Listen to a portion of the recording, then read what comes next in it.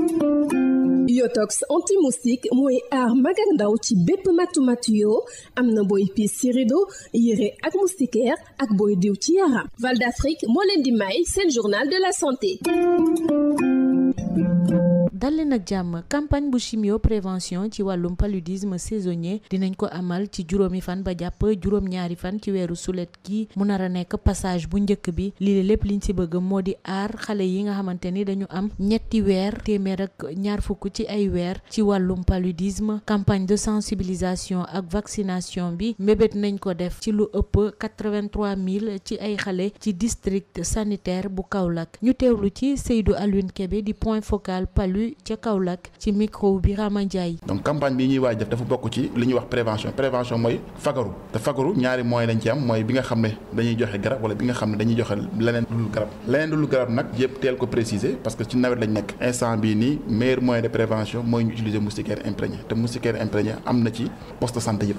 tey beneen bi mooy campagne CPS bii ñu def te mu ngi nga xam ne mu ngi soxal xale yi nga xam ne dañoo am ñetti weer ba 120 mois ci olof mooy téeméer ak ñaar fukk donc ñu am ñetti weer ba téeméer ak ñaar fukki weer ñoom la campagne bi soxal campagne bi nag dañ ko def ci ñetti weer juillet août ak septembre te mois de juillet bi ñu ngi koy tàmbali le 5 juillet mu jëm le 7 parce que dañoo programmé 3 jours yokk ci benn jour boo xam ne rattrapage lay doon parce que mun nga ñëw ci kër gi fekk xale bi génn donc bu ñëwee deuxième jour dañ ko ci mën a boole. maintenant nag ci suñu plan de communication am na ay session de formation yu bëri yoo xam ne ñu ngi koy def parce que première session bi rek préfet moo ko tijji ak les délégués de quartier yi nga xam ne ñoo nekk Kaolack ak Kahone parce que campagne bi Kaolack moo ko def ak Kahone 19 postes de santé ci Kaolack ak ñaari postes de santé ci Kahone ndax ñoom ñoo yor paludisme si postes yooyu la gën a bëri donc après loolu forme nañ les imams et les ulémas de Kaolack forme nañ aussi les ASC de quartier mais loolu plan de te dinañ ko ne formation bi informer képp ko war a yëpp sëriñ daara yi ñoo ci topp après sëriñ daara yi am na ñeneen yoo xam ne programme nañ seen formation. waaw campagne bi dafa nekk campagne bu am solo mais bu bëri coono bi mooy dañuy gis ne ci population bi day am ay cas de refus mooy ñi nga xam da ngay dem seen kër yi mais dañuy bañ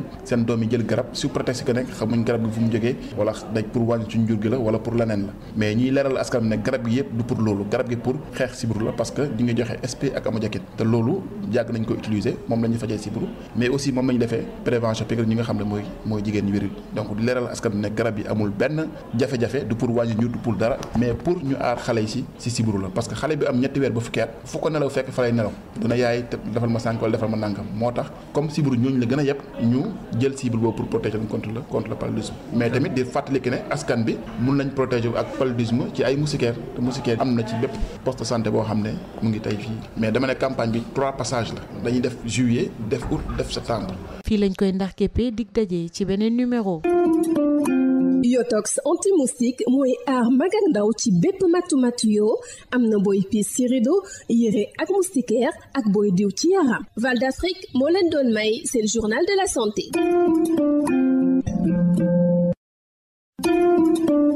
Yotox anti-moustique pour le corps, les vêtements, les rideaux et draps vous protège contre les moustiques chez l'adulte et l'enfant. Val d'Afrique vous offre votre journal de la santé.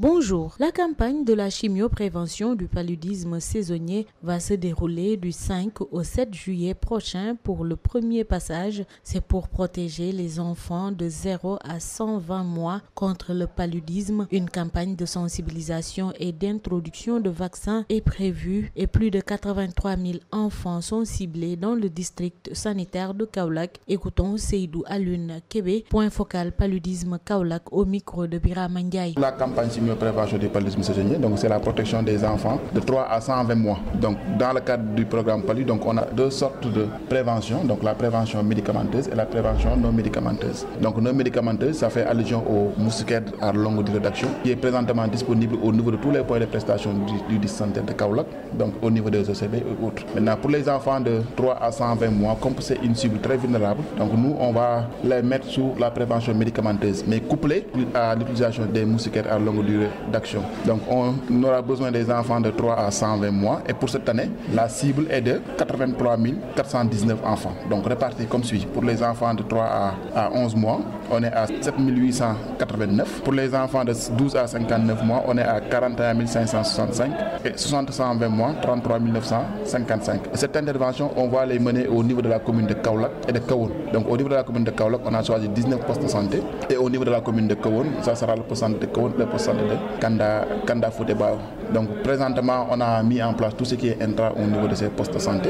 Donc la formation des infirmiers chefs de poste est programmée. Donc cette campagne, c'est une campagne qui est vraiment lourde avec pratiquement un nombre de relais à former qui tourne autour de 1000 et quelques. Donc pour les médicaments sont déjà mis en place au niveau de tous ces postes de santé. Donc l'administration va se faire sous 3 jours, donc J1, J2 et J3, et on a programmé un jour de ratissage ou bien de rattrapage. Donc la campagne va durer en tout en 3 mois. C'est 3 passages. Le premier passage, on fera J1, J2, J3. Deuxième passage, J1, J2, J3. Et troisième passage aussi, on fera la même chose. Mais présentement, on est confronté à beaucoup de difficultés, donc liées au refus des ménages. Donc à Kaolack, on sait que c'est une zone très endémique où il y a beaucoup de cas de paludisme. Mais des fois, les refus au niveau des ménages nous posent beaucoup de problèmes. Donc présentement, très difficile d'atteindre la cible des 83 000 enfants et quelques. Merci de nous avoir suivis. Rendez-vous est pris pour un nouveau numéro.